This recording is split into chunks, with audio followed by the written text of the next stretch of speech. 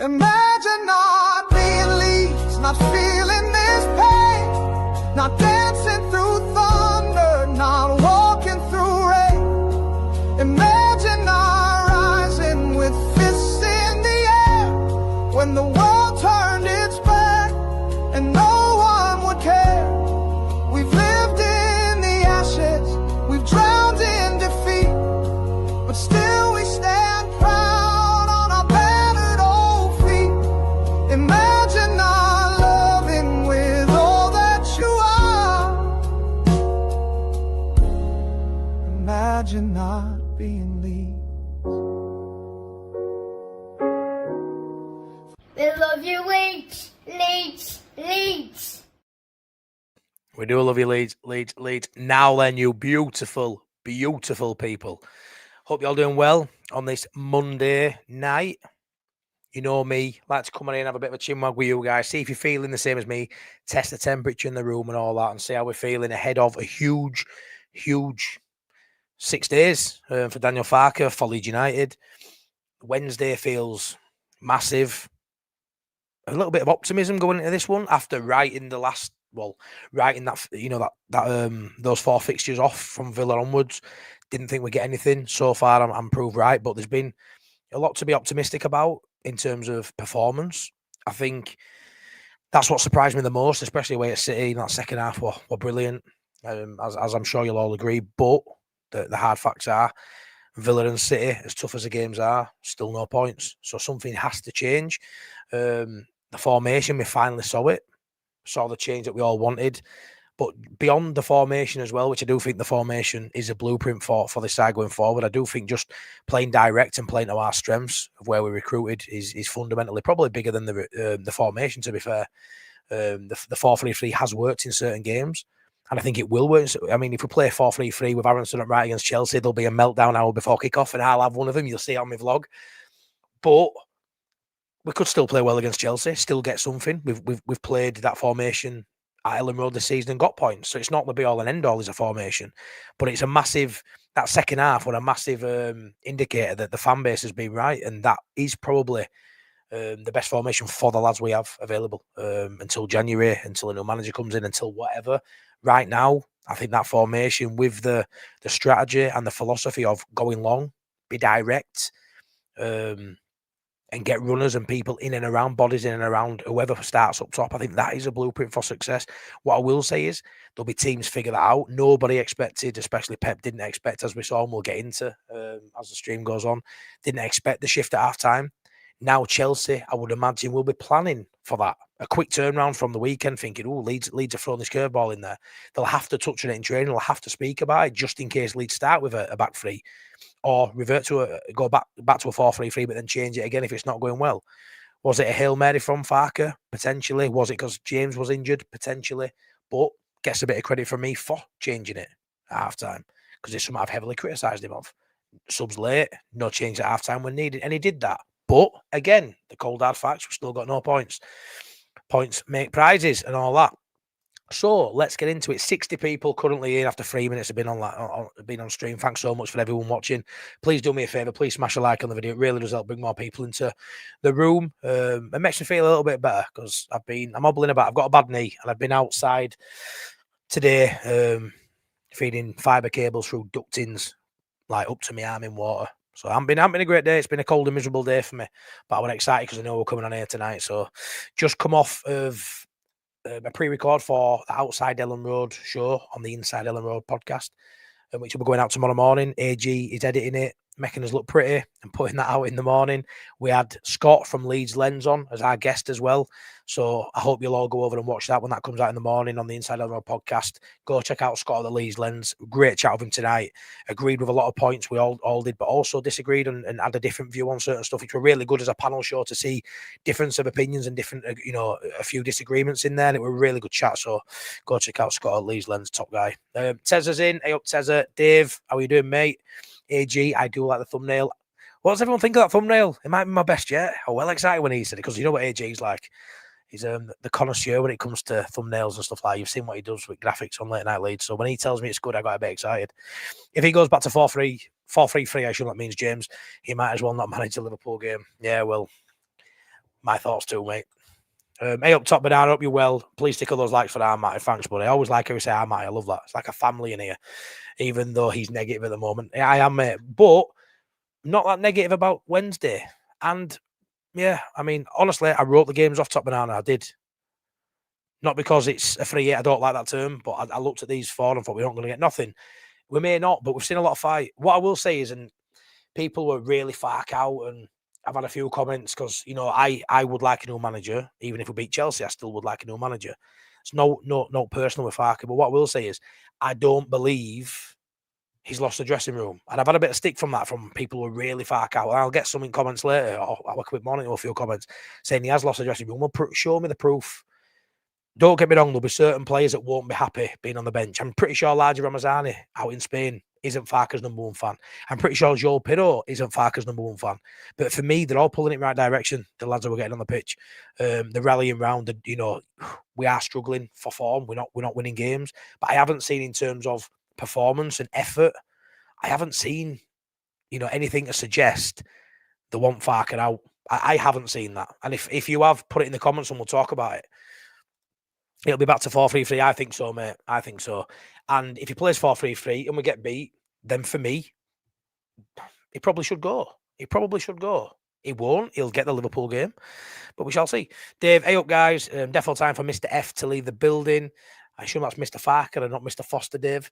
Love the guy for getting us promoted, but he isn't a promoter. Yeah, and I'm that. And the memories he's given me, I'll never forget. You know what I mean? Taking my son to Millennium Square, getting promoted, even going to Wembley here before, the disappointment, it is what it is. But I got to watch Leeds at Wembley. That was always a dream of mine. So yeah, it means nothing now, does it? The past is a past, unfortunately. And the moments that you have that mean a lot to you and you enjoy, you've got to enjoy them to the fullest because, just round corner, there's a speed bump waiting for you to hit it, and then all of a sudden, you're worried about. We always knew the journey were better than the destination when it comes to Premier League football. We knew that. And we've had a harsh lesson pretty quick in the opening third of the season. John Part, all right, Matty, bro. Hey up, John, hope you're well, mate. So it was 2-0 to City. Yeah, next time and 2-all. Shit myself. Didn't we all, Paul? Didn't we all? Who's going to take the free kicks if drop Gruev? Well, they're all professional footballers, so they should all be able to take a dead ball, top banana. But I would say Tanaka, mate. I would say Tanaka would take any dead ball. Any set pieces should be Tanaka for me. All right, my mate. Hey up, John. Ian Brown. How you doing, my mate? You good?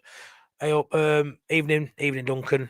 How do Robbo? Angela. Hey up. You all right? Richard. Smash the likes. Smash the likes and shit. Hope you had a good night on Saturday. Top banana. Really good night. Thank you. Really, really good night. Really good night. Really good crack with lads as well from the Imagine Not Being Leeds members chat. We're now friends. And yeah, just class. Really good. Hey up, Paul from Leeds. See you on Saturday, mate. Nigel, hope you well, buddy. We're aiming to be the best, worst team at the foot of the table. Stay up on goal difference. Oh, I hope not. I hope it's a little bit better than that, mate. But yeah, it's good. It's a tough gig for us. It is a real tough gig, and it's mad though, because I've been thinking about you've got people who heavily backed Farke. The people who heavily backed Farke have blamed the squad quality and the recruitment, which I sort of understand. I don't think you can lose games of football and just be like, Farke's, yeah, brilliant, because, well, where's the problems then? So I think you've got people who blame the players saying they're not good enough, which I understand that being, if you're going to back Farke so much, why aren't we winning games? You're going to say, well, it's the players. Then you've got people like me who now, I would suggest the players we've seen in games are better than what a lot of people think. Don't get me wrong, we're not a top 10 side. We're probably not even a top 15 side. We probably are in and around where we should be. I get that. But I think we should be on more points. And I think another manager could get more points. So that's where I'm sort of advocating for the change. But yeah, I'm more of the players are good enough. The managers, maybe not. But he may well be good enough. And I think when you personally lose that faith that he can keep you up, that's where I've been since Forest. But I think board level, are they thinking he is the man and they're backing him for that reason? Or are they sort of looking in the background for a decent replacement? Not just any replacement, because we don't want a knee-jerk reaction. We've lost a game, sack him and bring anyone in, because that's not good for anyone. Are they sort of treading water, waiting for the right manager to be interviewed, to come through the door and sort of take the breath away and thinking this is the guy to take Leeds forward? Is that what they're waiting for? We don't want another Rangers debacle. We don't, like I say, we don't really want a knee-jerk reaction. So as fans, emotional as we are, we will after the game go out there and say we're not happy, but they've got to be a bit more measured than that. But I do think they've had a lot of time since Forest. They've had a 2-week international break. They've obviously had, a run of games now, Villa, City, and then obviously Chelsea and Liverpool, where they don't foresee many points, I don't think. But giving him a target, we've seen today, if he loses the next 2, maybe he's out. Is that true? Maybe not. It's come from Guardian. But we've also seen the run of 4 games he had coming up a few weeks ago, where he had to stay on that points per game sort of metric, which he brought to the table and said that's what his aim is, which I never really agreed with. But he said it, so he's dropped below it now, and he could further drop below it. So they've had ample opportunity and time to make the right decision. And maybe when that comes, if they get the right man, even the people who've backed Farke to the hill, which was me only up until a month ago, bearing in mind, anyone who's maybe new to the channel thinks I'm a big negative. I'm not at all. It's just that the last month, I can't lie. I don't want to be a hypocrite and say stuff I don't mean, so I just say as it is. But if they get the right man in, and you can see that we play to our strengths more often than not, because we've seen Farke play to our strengths at times, and we've done really well. He just always reverts back to type. And I would like to see a manager who has the ideology of what this side and this DNA of this side really should be. The makeup of this team is, regardless of formation, go direct, be physical, get bodies in and around the striker. When that happens, we are effective regardless of formation. Under Farke, I don't think we'll play that way enough. You're getting a specialist in that sort of football, and maybe someone who's a specialist in a 3-5-2 or a 5-3-2, whichever way you're looking, like a Bo Svensson. And I'm not really going down route with naming names because I know he's fallen away. Gary O'Neill's a new favourite, but somebody who's going to instill that, and somebody who in game can change things. In game, half time, Farke changes this. A bit of Hail Mary for me. He had no real option, other than bring Brendan Aronson on for Dan James.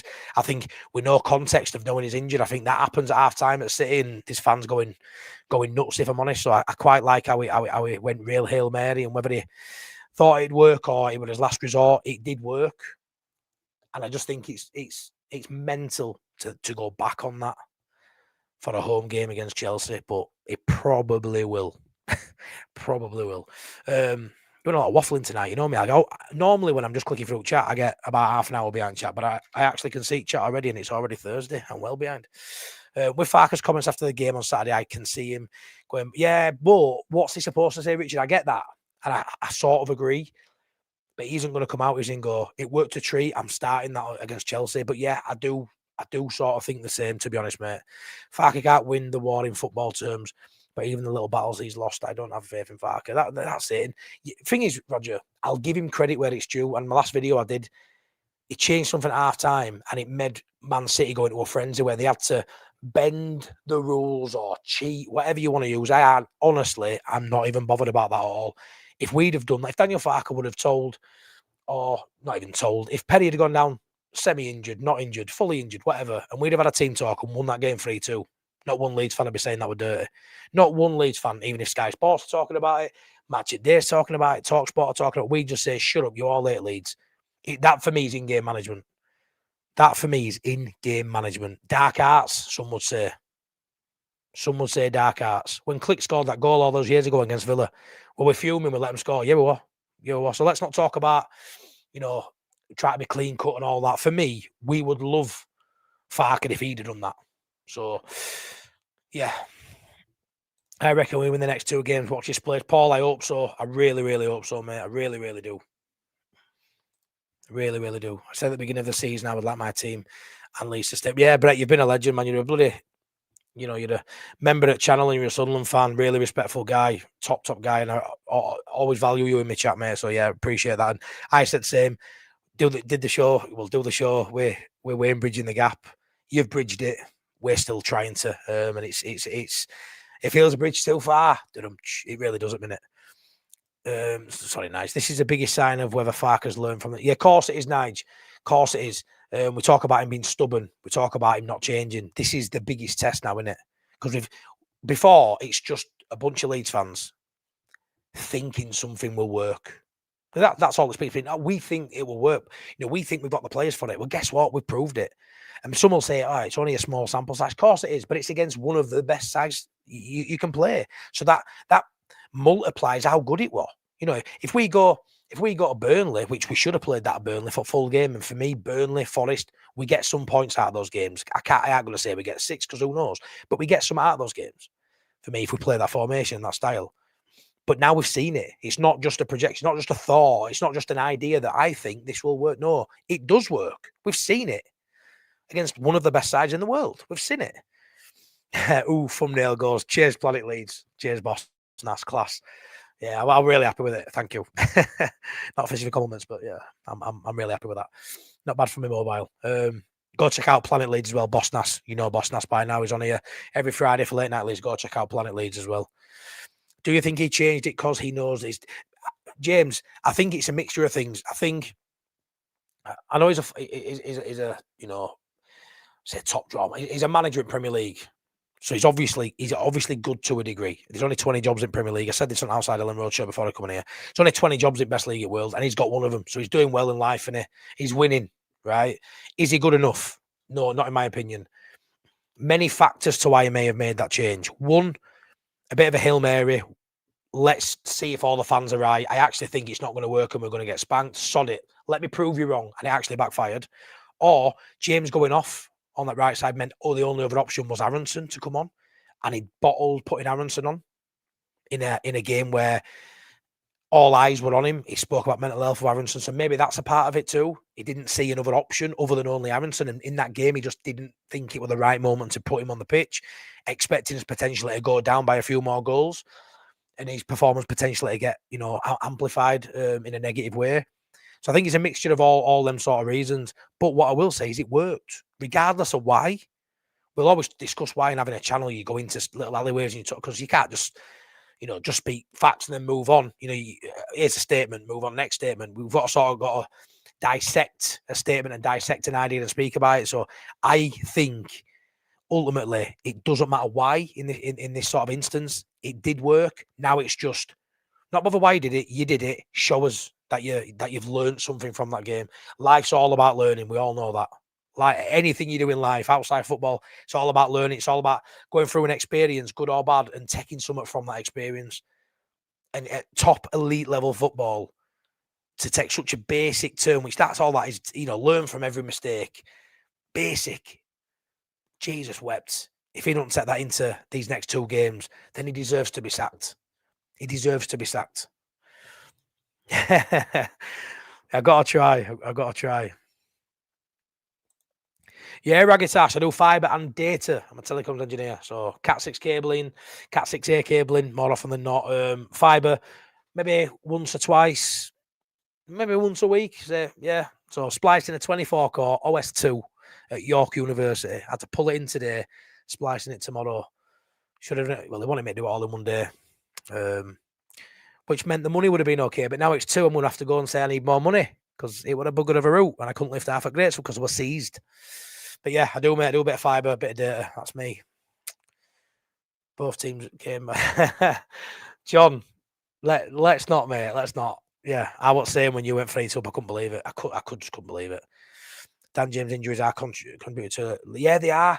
Roger, he's such a good player, is Dan James. I think at this level, he would be effective for us. But his injuries are starting to add up now. And they're never like, long term. But he gets an injury and he's out for 3 or 4 games, pretty regular now. And I think when there were already a lot of question marks against him in Premier League, it's the last thing he needed was an injury hit season, really. Really what last thing he needed. I was Farke out until second half East City. I might still win the lineup Wednesday. Yeah, Robbie, I think that's how we all sort of, the majority, I don't want to say all, the majority of fans are. I actually think there's a lot more, I've done a poll in here. You're talking 10 to 20% were still sort of pro Farke. Can't speak for everyone, but I'd say it's a minority. I actually think after the Villa and City performances, especially the second half at City, that's gone up a little bit now, and there's more people thinking, actually, we've seen. But that's what I mean. I can say I want Farke out, and I'll get called flip-flop. If we win next 4 games, I ain't going to say, sack him. It's all performance and result dependent.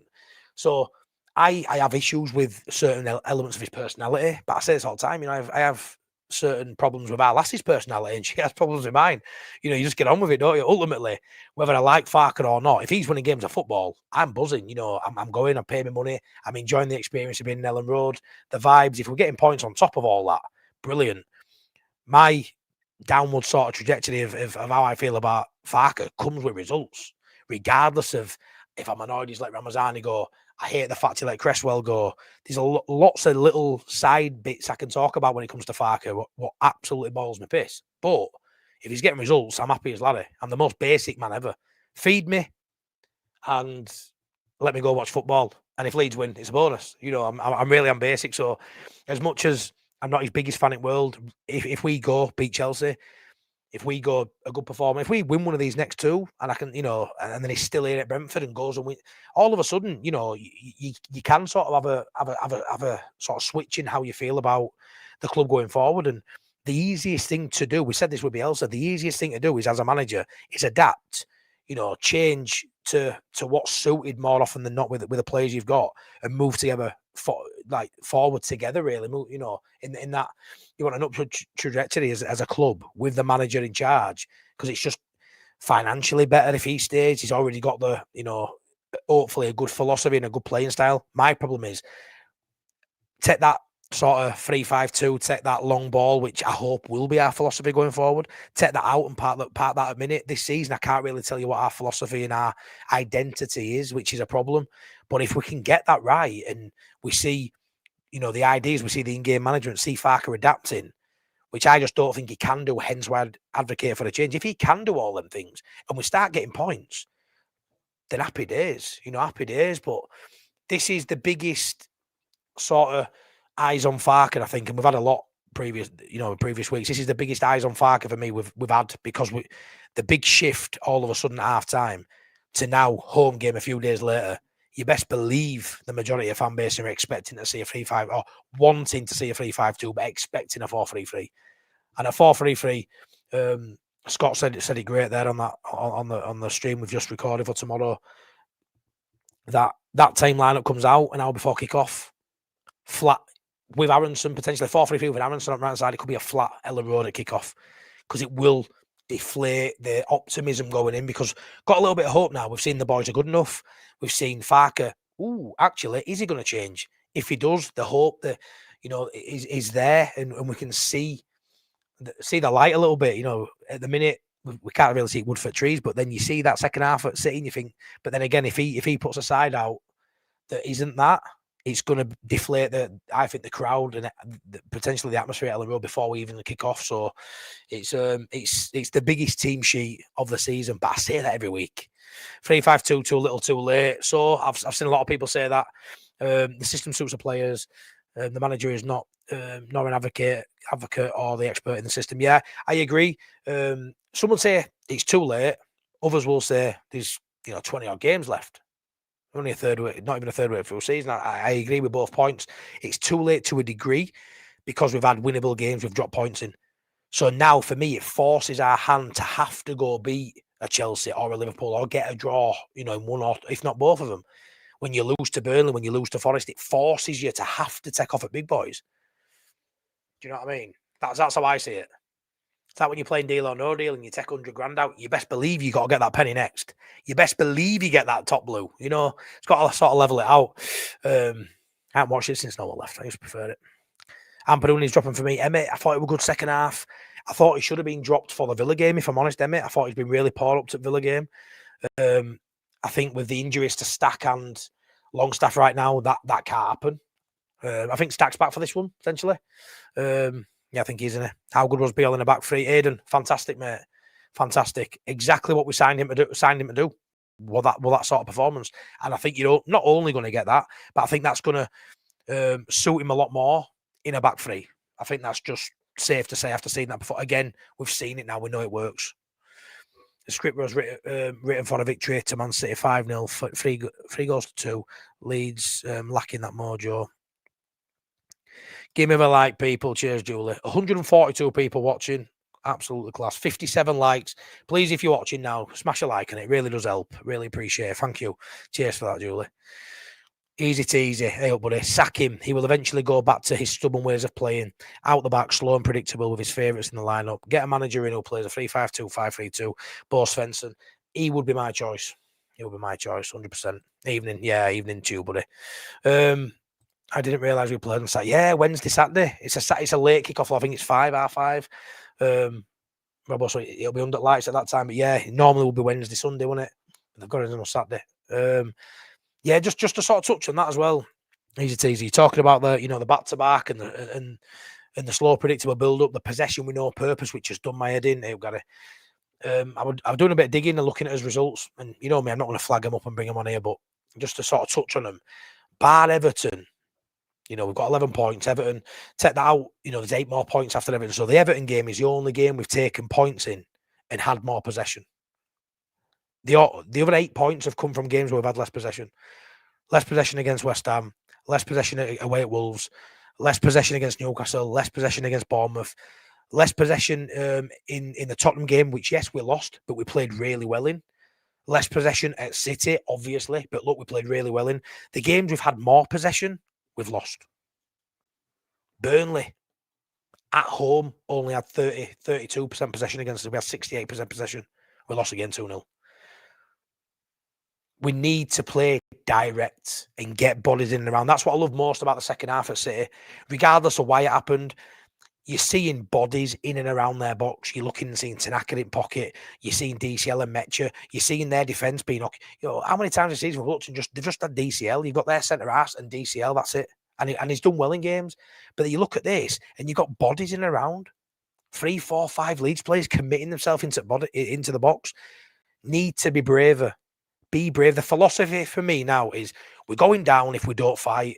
Let's be brave. We haven't got the most technical players, no, but let's be brave. When you've got Gruev nipping in there in second half, in that final third and winning the ball back high up and passing it to Tanaka, who then plays a lovely ball into Calvert-Lewin, we get an element of luck, but you make your own luck.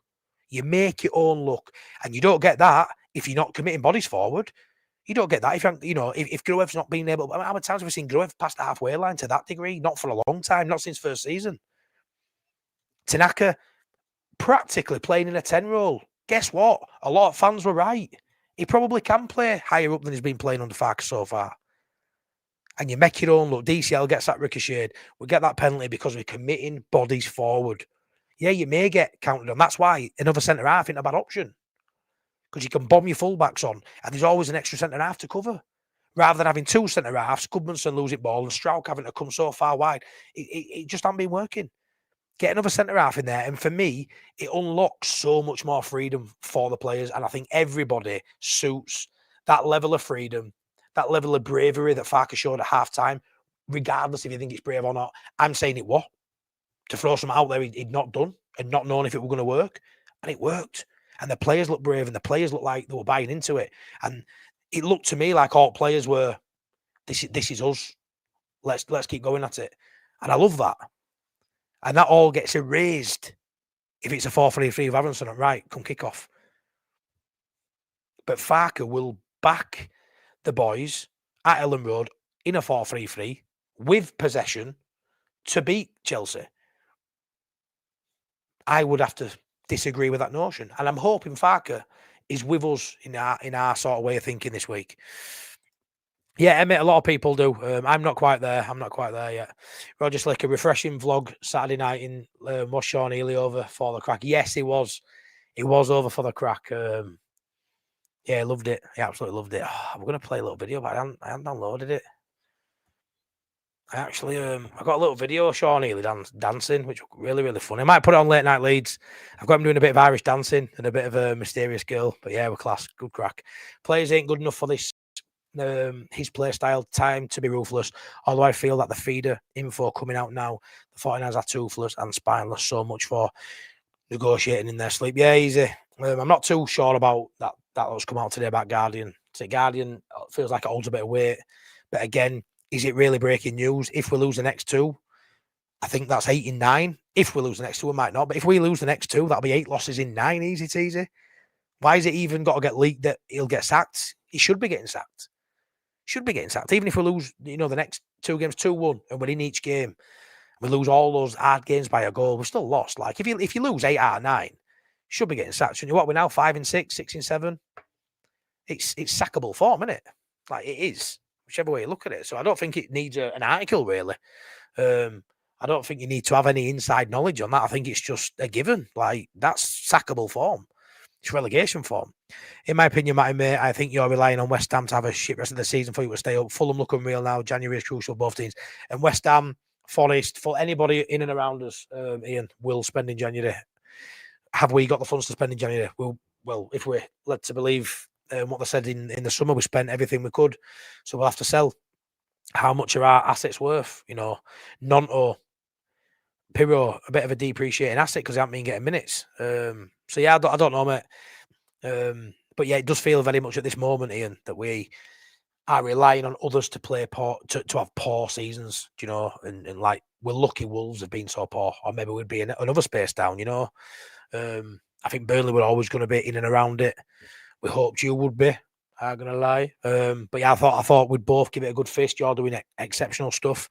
We're probably where people expected us to be. But I think as when it's your club, you expect a little bit more, don't you? You think that hope and that optimism's a little bit higher than what the rest of the general public think and the pundits think. But yeah, unfortunately, we're a bit off. He's available, mate. Yeah, he hasn't got a job, but he's fallen down pecking order again. I'm gonna have to skip some comments again as well because you know what I'm like. I'm well behind. To just glaze over some of them. Would be nice to see 2 good 45. Yeah, Richard, that's like I say, we talk about formations and styles and everything, right? The fact that we haven't really seen a 90-minute performance is always going to hamper a side like us. We have, like Chelsea, like if they come and play a 90-minute performance, you know, an 8 or 9 out of 10 with their quality, we ain't got a chance. We need to be, you know, right up there to our max. All our players need to be having 8s, 9s, 10 out of 10s, and they need to be having an off day to sort of bridge that gap. And I don't think you can bridge that gap in 45 minutes. You know, you're gonna have to score 3 goals, aren't you? In that decent 45-minute spell to have any chance of taking out of that game. Look at us against Wolves. You know, we turned it on for 20 minutes and blew them away, and then we were holding on then, and we saw game out when it goes from, you know, being a 1-0 down to 3-1 win, and then you see the grit and determination not to concede again. You come away from that game thinking, wow, what a win. Now all of a sudden Wolves away don't look like the best win in the world, you know, they're so poor. But at the time it was brilliant. It was still early doors. But yeah, I mean, when we're on top, if it is a 45-minute period, Richard, we need to be taking the chances. City, 91st minute the score. So from minute 45 to minute 91. 45-minute period there, but these days when there's 6, 7, 8 minutes of added time, there's so many goals, you know, in added time, it's unreal now. So you are very vulnerable. But like 45 minutes of football, second half there, where we're beating City 2-0 at their place. Like, you've got to take positives from that. After 45 minutes in second half, we were beating them 2-0 in that half. I know that's clutching at straws. We got beaten, all that. I get that, but we're a 45-minute window. I am clutching where we were beating them 2-0. You know, unbelievable. And I know game state and stuff, but they were panicking. There were loads of dark arts coming on, loads of ways of trying to get football back in the game. And, you know, that first 15 minutes after our time, I thought we were incredible. I always talk about that first 45 against Everton. Talk about that first 45 against Villa were pretty good as well.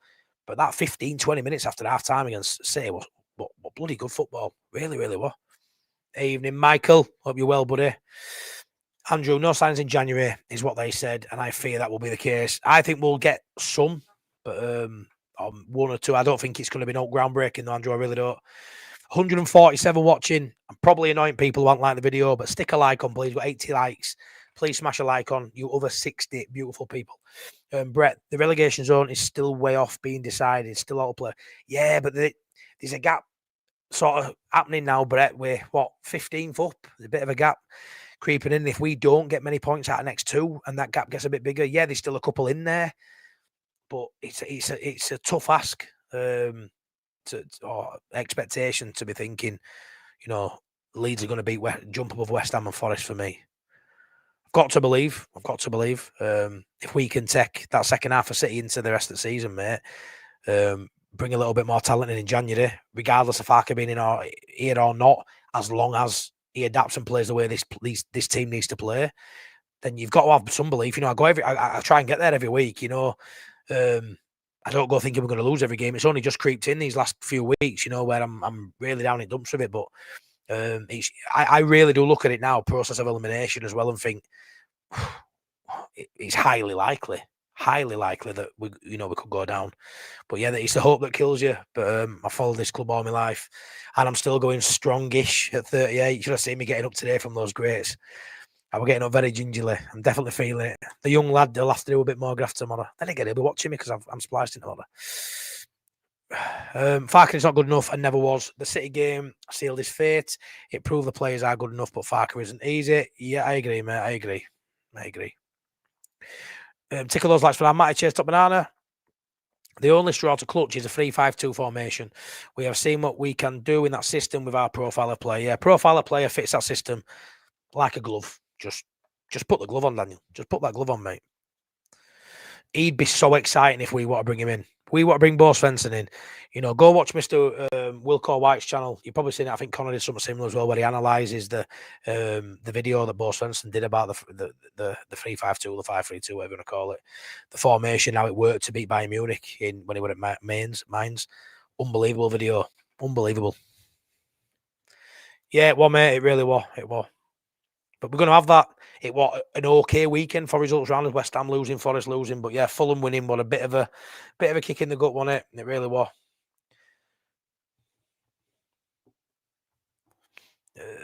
Someone said the 49ers in NFL are exactly the same. Don't invest in the squad, only try to be commercially successful. Yeah, I don't really understand me, easy teasy, with who's running what.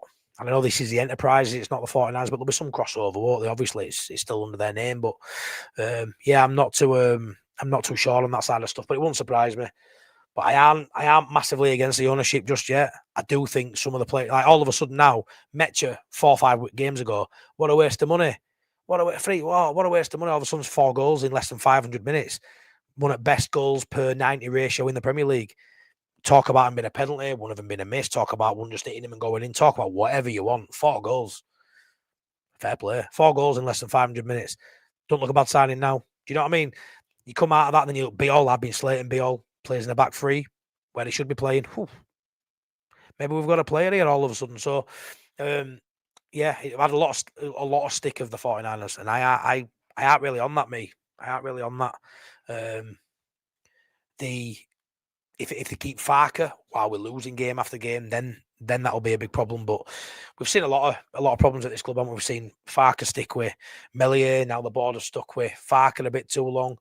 We've had players we should have offloaded and sold for money when they were at the peak of their sort of powers, and then they become depreciating assets. We've seen Melier, we've seen Bamford.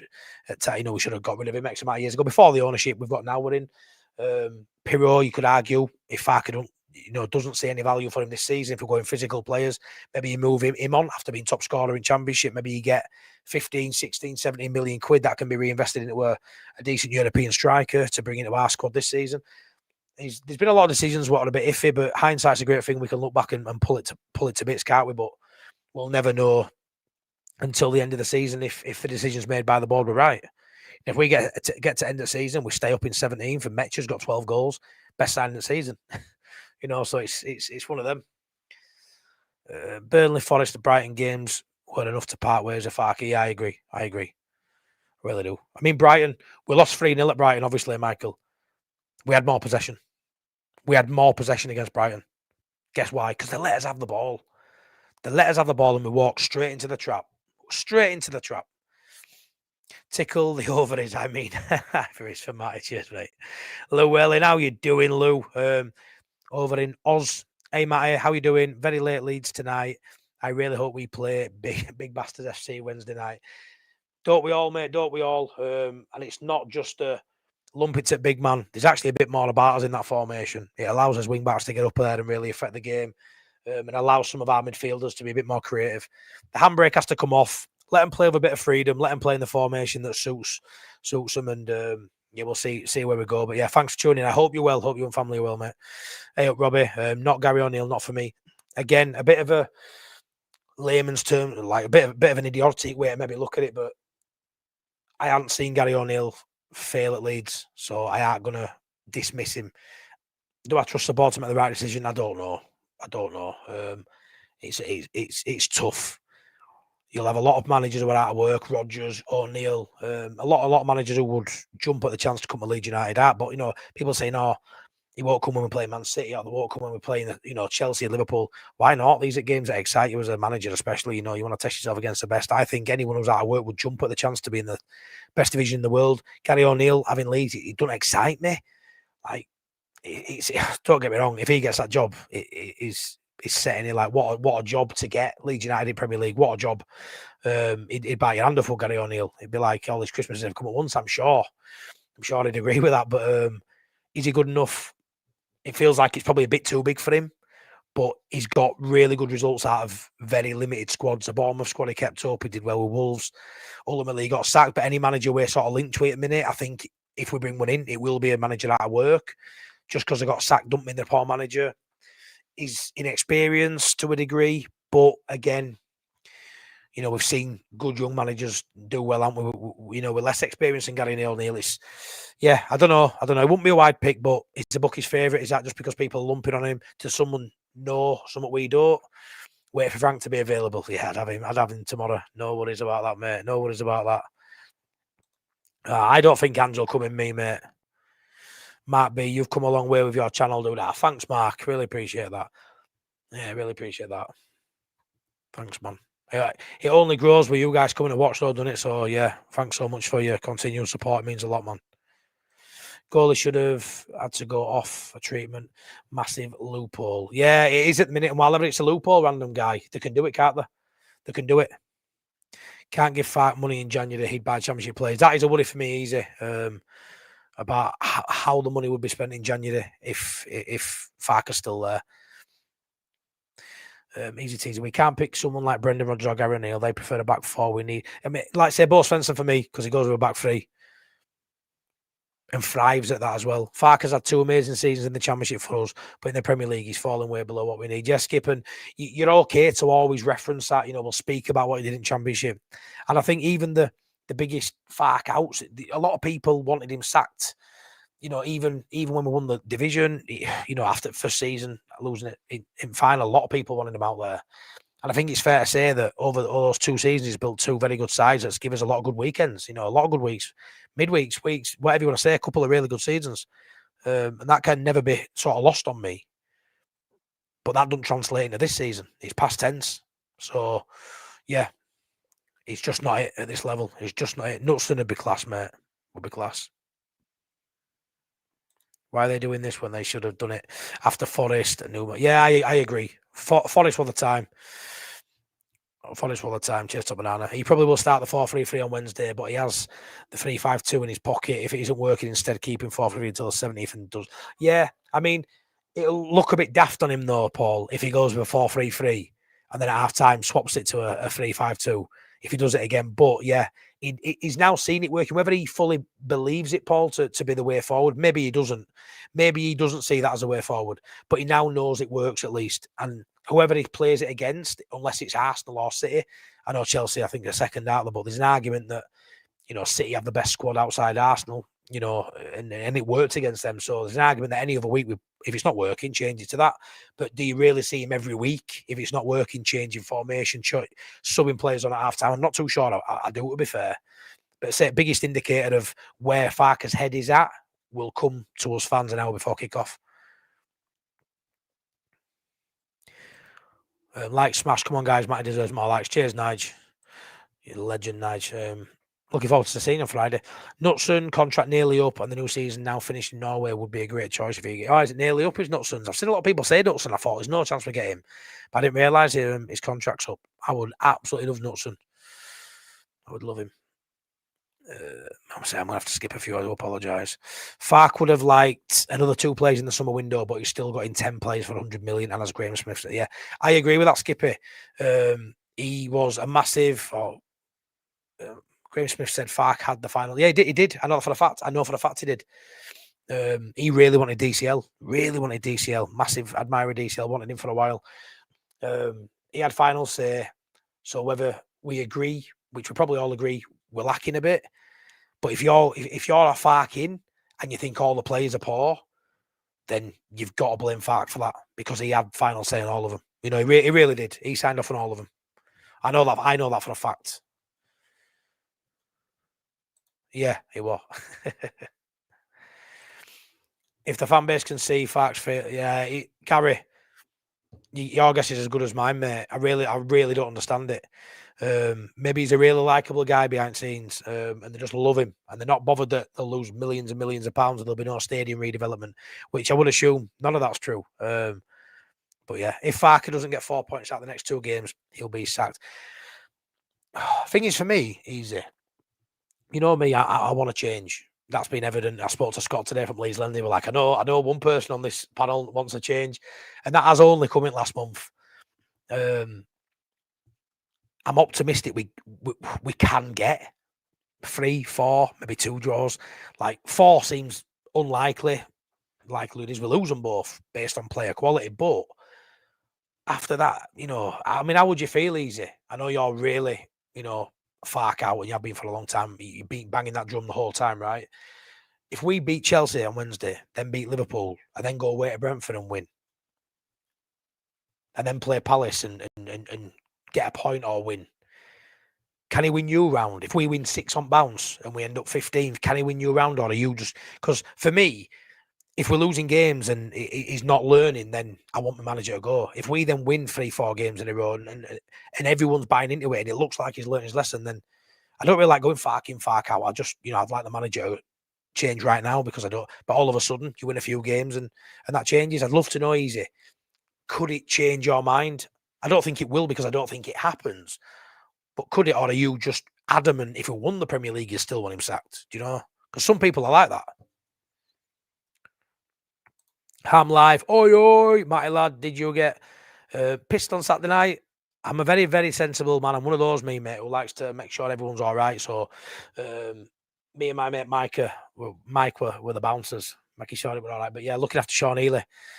But yeah, I had a good time, mate. I'm not a massive drinker. I pace myself, so no, I don't get hammered. I don't want to make myself look a prat. I've done that enough in my younger days. I had a good time. I stayed out the duration, and everyone got home safely. So yeah, maybe I need to take that handbrake off too and express myself. But no, we're good. I went on karaoke too, sang a bit on karaoke. That went down well. Just had a good night, mate, with good people. And that's what it's about. Moments in life, great people around you. Yeah, and I'm trying to, live my life that way now. And I've certainly got a smaller circle, but it's a bloody brilliant one, I tell you that. Yeah, smash the likes, please do. Yeah, I think we've got 100 likes now. Yeah, 100 likes. Thanks so much for that, man, honestly. Such a great community on here. Look at us chat popping off. No negativity between each other. People might have negative thoughts towards Leeds and the manager. That's just where we are as a football team. But honestly, I'll absolutely love this channel. Thanks so much to everybody, who makes this channel what it is.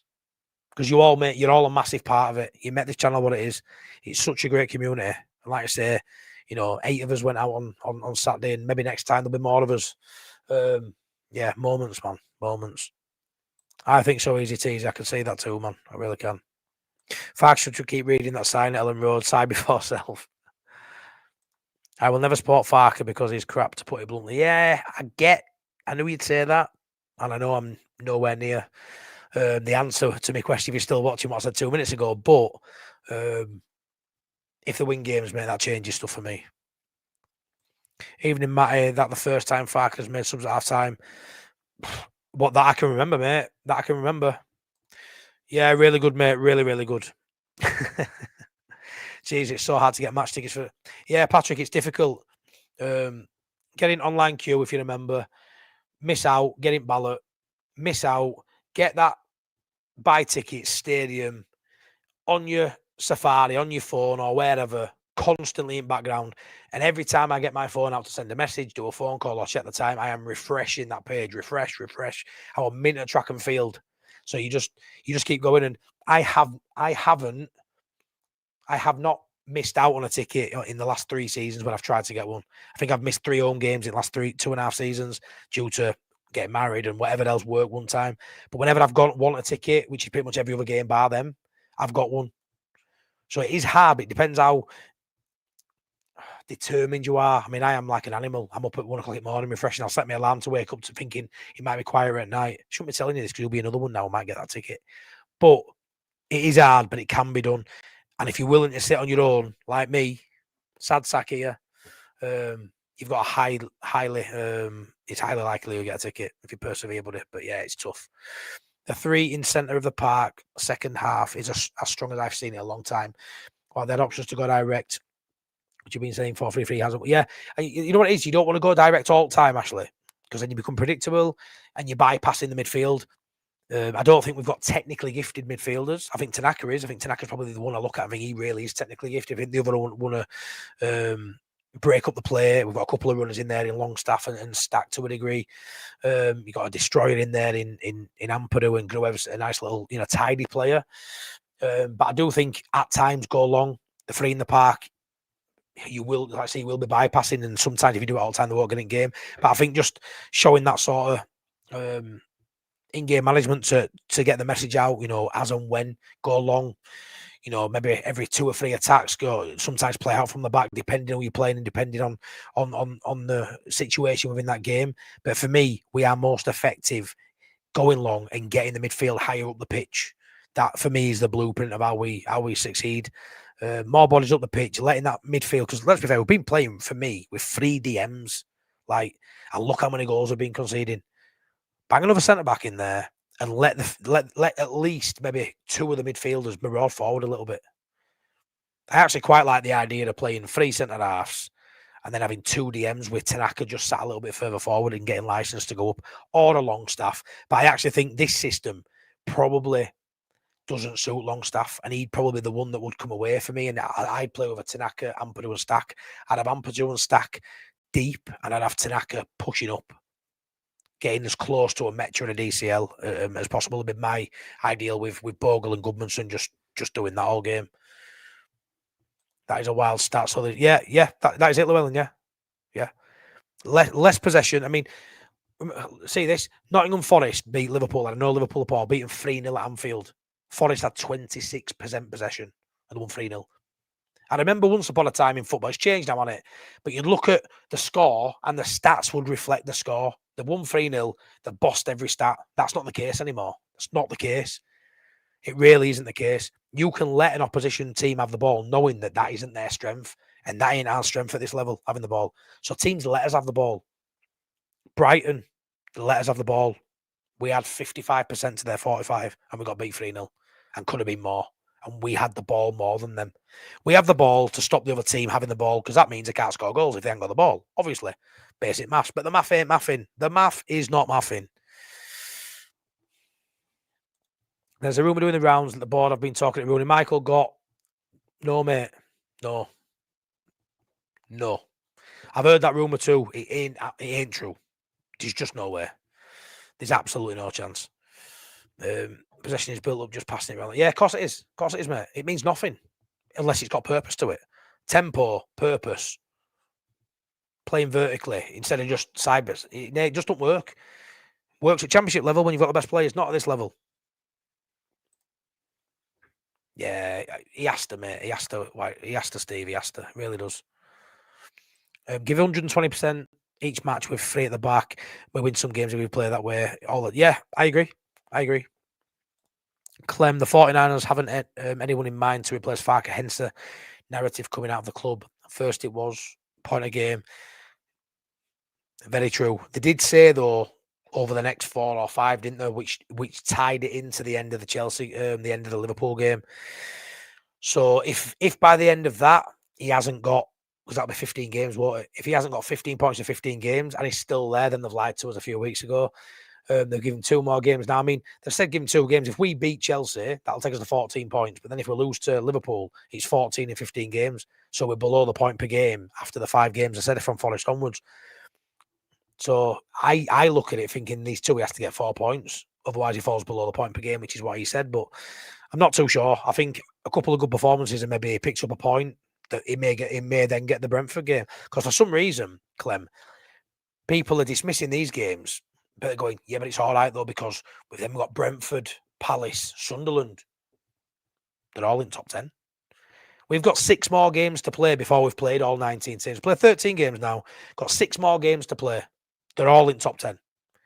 Every single team for the next 6 games are in the top 10. And that's why the points per game weren't enough. That's why we're not doing okay. Because we've played all of the sides in and around us and not picked up enough points. And now we've got to play 6 of the top 10. And we've just played City. So that was 7 in a row in the top 10. So that's why the point per game were misleading. 10 games, 11 points. They were never going to sustain it. I don't know why they've used that as a metric to go by. I think you can even go down on 38 points, if I'm honest. I think you probably do. I just think the reason we have dropped points at the death because the team is just not good enough. And there's an element to that. But not good enough, maybe. But do we go down with a fight with someone who can get more out of them?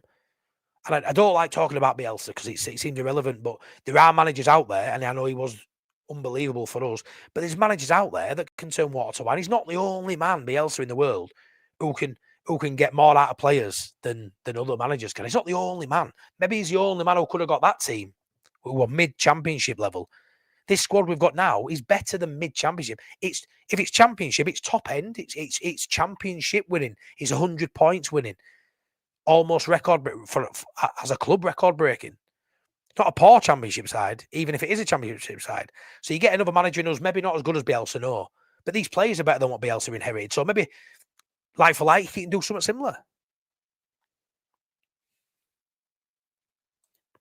Yeah, they do, and they have at some points, Robbo. They really have for me.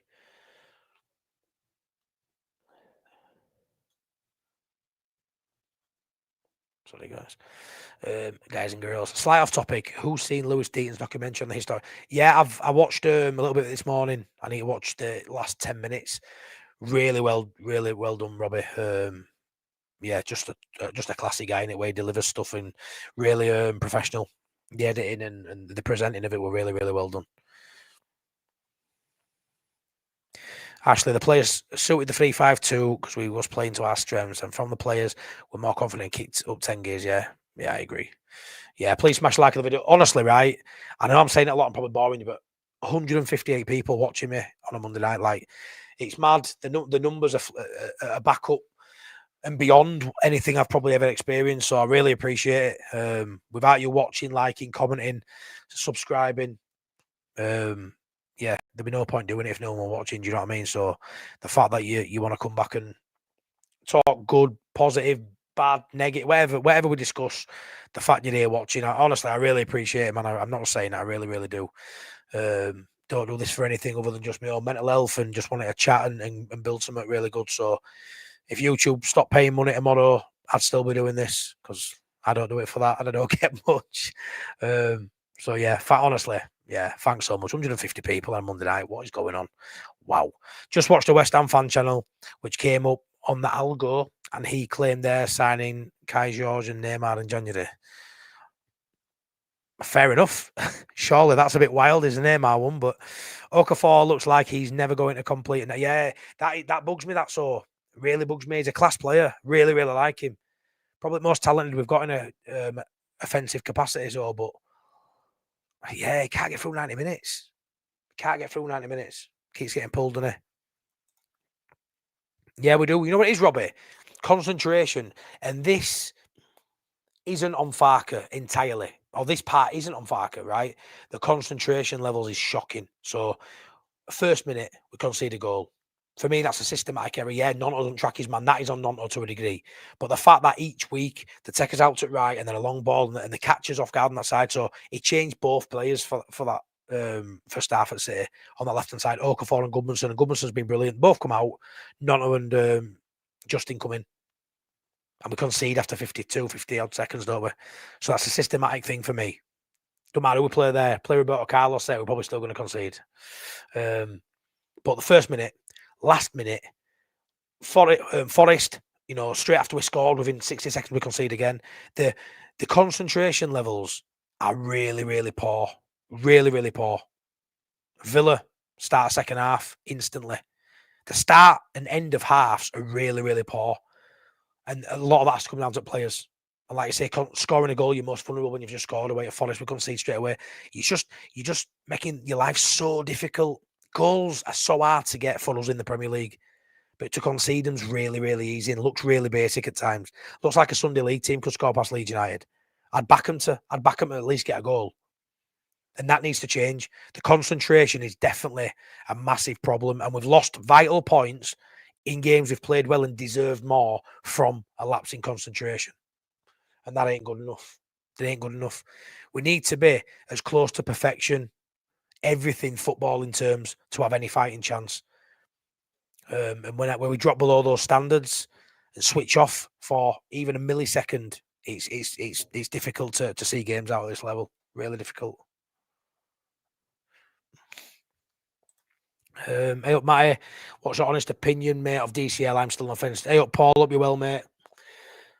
He's not going to be a ruthless goal scorer, but he's going to be effective and bring other people into play. Play him in the right system as a two up top or somebody in and around him, and I think you can get plenty of assists.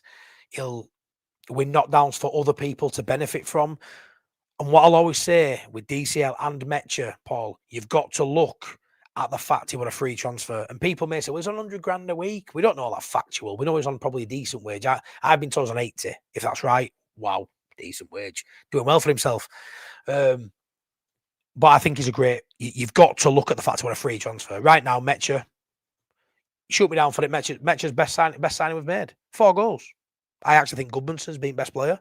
But Metcher, 4 goals, free transfer, less than 400 minutes.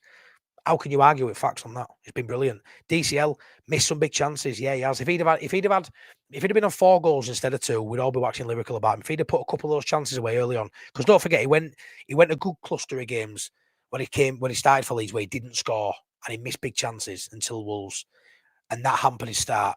But then he went 4 or 5 games after that where he didn't get a sniff and worked hard for the team. So I think he's probably where I'd expect him. A couple of goals. And best thing about it for DCL now, Paul, is he's got competition. All of a sudden, Metcher, he's probably a starter. And that will make Calvert-Lewin a better player. So for a free transfer, mate, for a side that at best will be 16th, 17th, I think he's potentially the best striker down there. One of the best strikers down there to have for a newly promoted side. I really do. For the money, I'm happy with him. Scoring that early goal helped us a lot as well. Mine straight after. Yeah, of course it did. I mean, I just didn't see it coming at half time. None of us did we? Yeah, Caicedo's out for Chelsea, which is a massive, massive plus because he's an outstanding player. Outstanding. Solomon, Geldart, Parrott in Jan, we've been sorted. I'm not sure about sorted. Parrott, I would like him, but I don't know where he'd fit, especially if we're going to start going or sticking to the, direct going long. He's a bit more of a Pirro sort of player. He could play in a 2. If we go over 2, it'd be great. Offer DCL or a Metcher. Solomon, I think I look back now at that side, not getting that done. Whether it was doable or not, it felt doable. Is he better than Okafor? Don't know. Would it, for me, I'd rather have him than not. Even if he's on bench, he's something different. And Geldart, interesting one. I love Geldart and I think he's doing really well. Can he do it in Premier League? I'm not sure. Ramazani, let's not go there with him. I love the guy as well. But again, I don't know. We'll have a good side if we get relegated next season, won't we?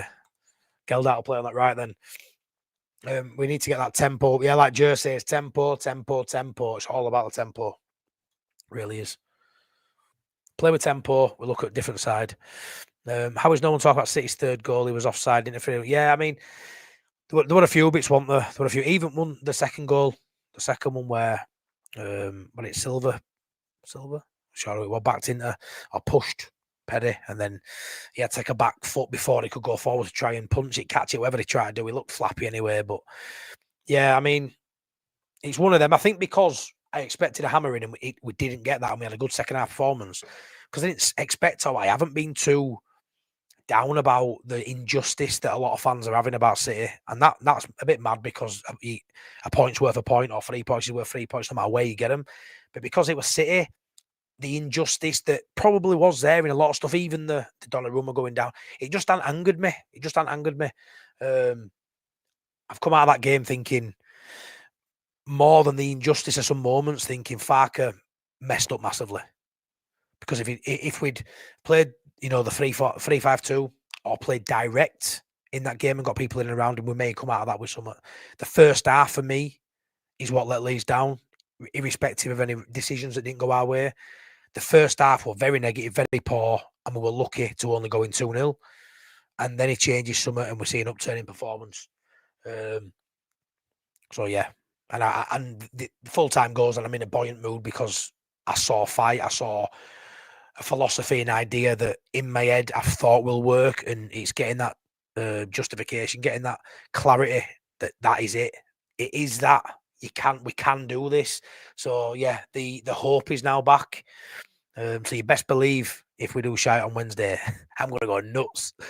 I'm gonna go nuts. And are the 49ers biding their time with Farke at the level? Maybe.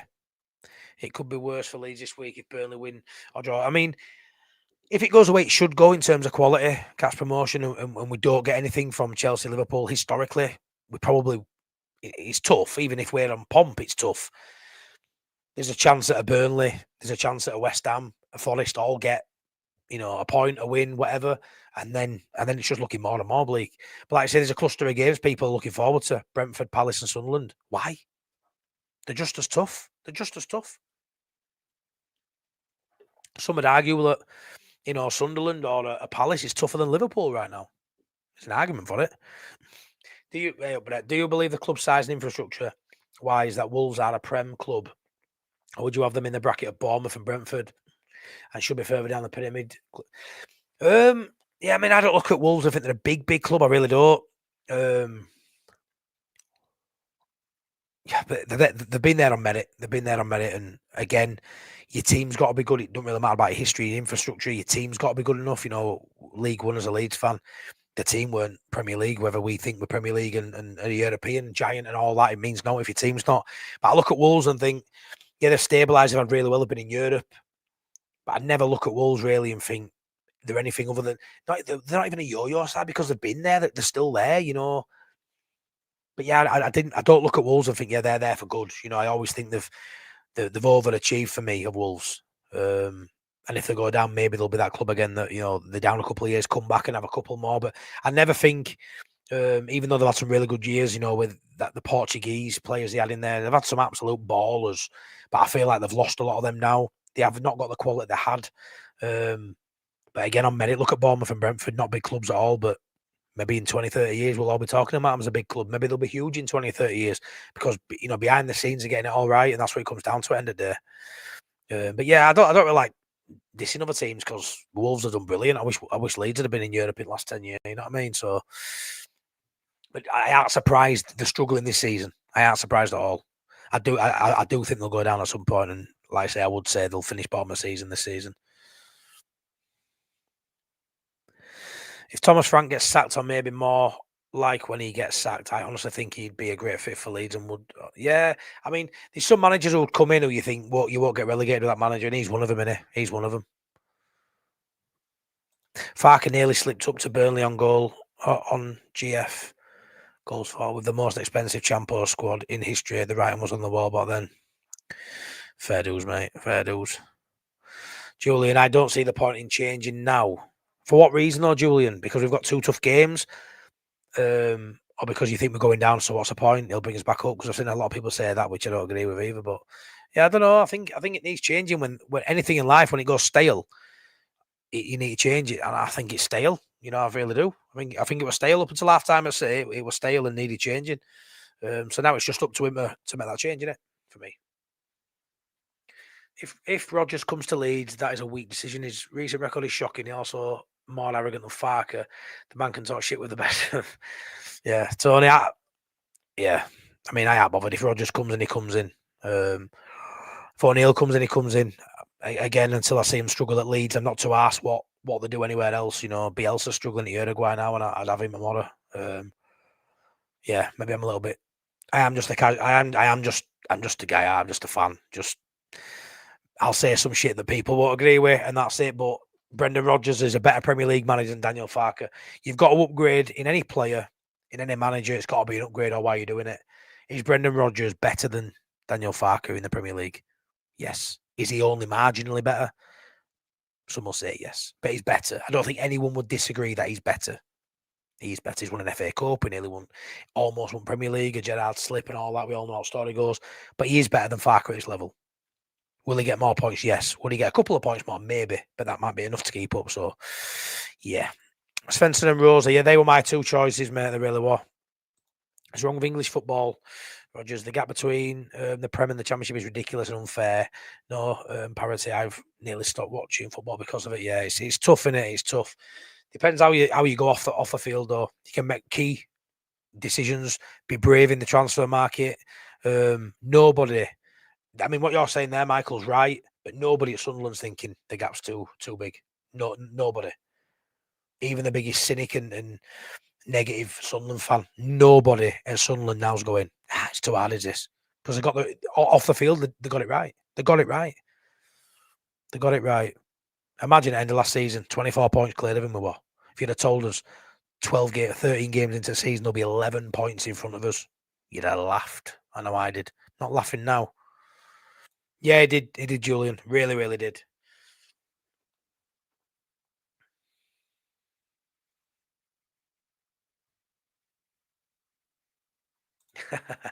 We'd had ifs all season if my auntie was my uncle. Sack the clown. What did you sing on karaoke? I sung The Man Who Can't Be Moved by The Script. It's what I sing all the time. I wanted to sing Tennessee Whiskey, but I bottled it because I hadn't sang it on karaoke before. But I can sing it, but I bottled it. So I did my Old Faithful, which is The Man Who Can't Be Moved, mate. Cheers, Lee. Thanks, man. Thank you. Hope you're well. But I am, Robbo. Hope you're well too, buddy. Hope you're well. Hey up, Bill. After seeing the way we played 3-5-2, which capitalised our strengths, it would be criminal and a sackable offence to go back. Yeah, that's what I said on my video over there, now, Bill. Sackable offence is a term I used as well for reverting back to a style and a tactic that we don't think works and we've seen hasn't worked recently. The kicker to this and the caveat to this is at Ellen Road with the 4-3-3 with Aronson, it has worked at times. I think it was the start of the season, it has been a slow decline, but we shall see. We shall see. Yeah, man. 128 likes. Beautiful people. 152. And if you're new here, please subscribe. That'd be great if you don't mind.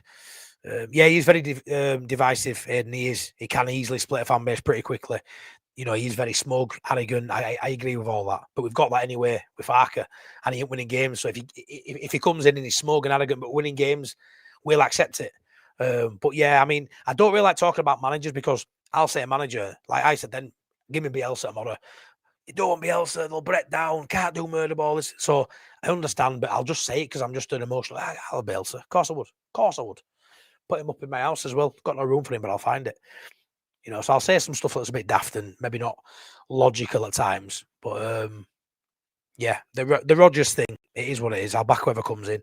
And if Farke's still here, you know, am I going to come in here and say I love the guy? No, but am I going to back him? Well, I go watch the games. That's enough backing. I clap the team off when he goes off. So I'm backing him to a degree there. So yeah. Gary, I see your frustrations, but even with a change, how long will it take for a new manager get his project across before the games?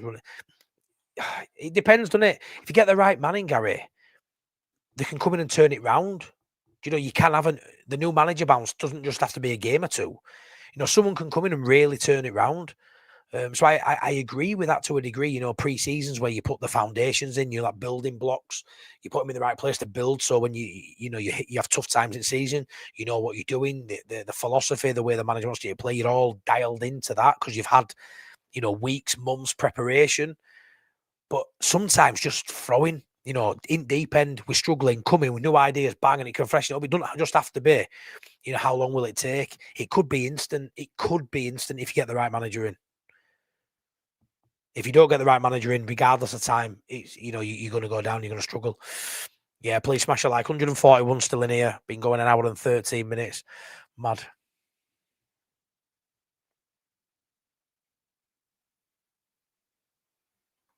Roger Slicker. Matty, is it about time to change or rotate keepers? I wonder who they defend. Yeah, I wonder that too. Who would Rodon prefer? We know he didn't like Melier. He made that well known. So did Firpo, didn't he, last year? It's a bit of a weird one. So I didn't think personally, again, you know, disagree and stuff, but I personally didn't think Darlow did enough to get dropped when he came in initially. But I see why he probably did. At the time, there's been times this season where, you know, we've slated or it's been well documented that the 49ers and Farke and whoever's followed didn't get enough quality in that final third. And even if we go on an upturn of performance now, we'll probably still have that. And I agree with it to a degree. But we spent a lot in defensive areas, and the keeper being 15 million quid, Beal being somewhat similar, £30 million at one point were on the bench for Pascal Strauch and Carl Darlow. And from a financial standpoint and a business standpoint, that's bad business for me. That's bad business. And it was justified. It really was. Darlow were better than Perry, in my opinion, for a section of this season. Maybe a small sample size, but it was. And he deserved to be player. And Strauch, for me, has been better than Beal. So if they sit on the bench, it's 30 plus million pounds sat on the bench, not getting game time. Again, depreciating asset, makes Farke look bad, makes the board look even worse for the recruitment that's been hammered a lot anyway. But the goalkeeper-wise, I don't think Farke knows who's the best keeper. I think statistically, and when you look at the career path and all, you'd have to say Perry, you would hope, is better than Darlow by a huge distance, or it's bad business. I do think he's flappy. I do think he could run better on their second goal. I do think he punches a lot when he could catch. I do think his strength is coming out, catching and going long to a Dan James with a throw. Getting us down the pitch quicker, going direct from the goalkeeper is a great option. We haven't seen that. We need to see more of that. But I do think they're having to play him because of how much they've put into him over his warranted playing, if you get what I mean. But yeah, I do think Perry, he has to be a good keeper, really. He has to be.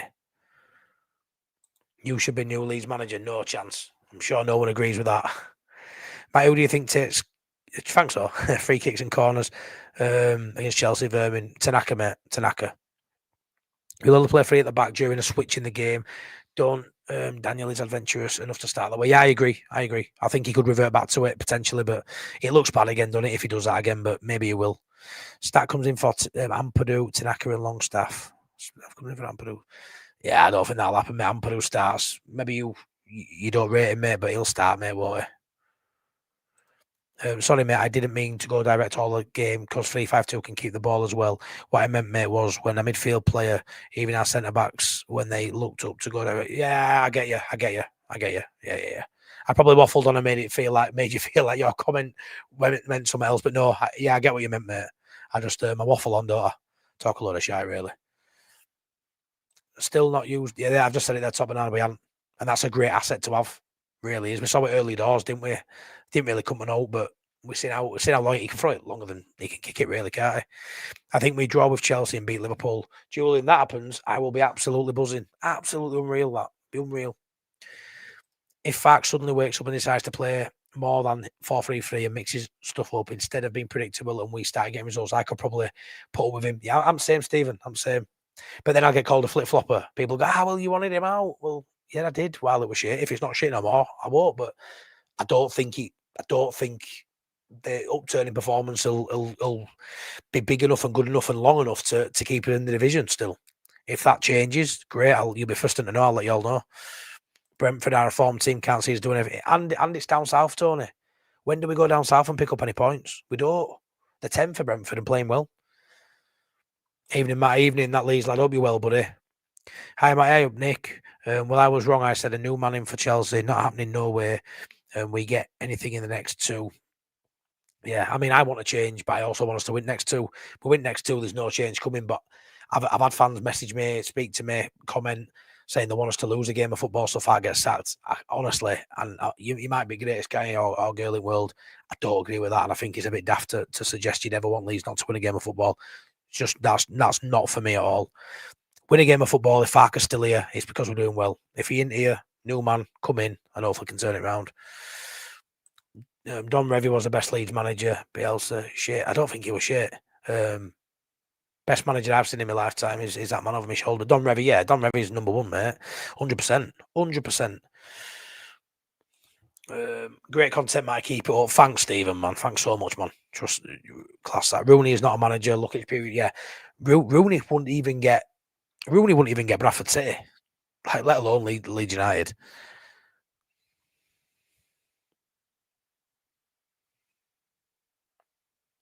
Have you watched Always Wolves Fan TV? Class, there's some proper downers on there. Good to see they took our spot. Yeah. I hope so. I hope so. Attacking players get subbed because all the closing down they do. Yeah, maybe.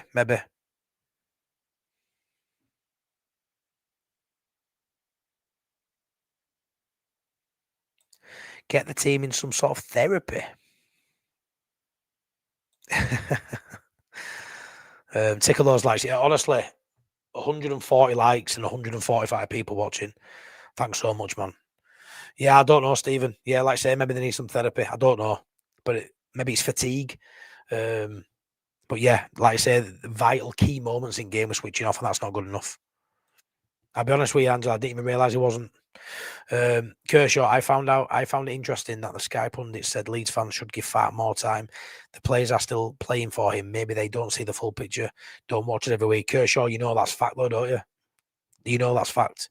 The glaze over the table, the form, the glaze over a few basic stats, and they think they can spin a yarn on Leeds United, and they can. Some of them are good at it, some of them are shy at it, and you can see straight through the cracks. We know day in day out. We live it, we breathe it, we love it, don't we? We're absorbed in Leeds content. We're absorbed in Leeds culture. They literally glaze over it and think they've got right to talk about it. It's the job, it's what they do. But a lot of them are very poor at it, Kershaw. Very, very poor.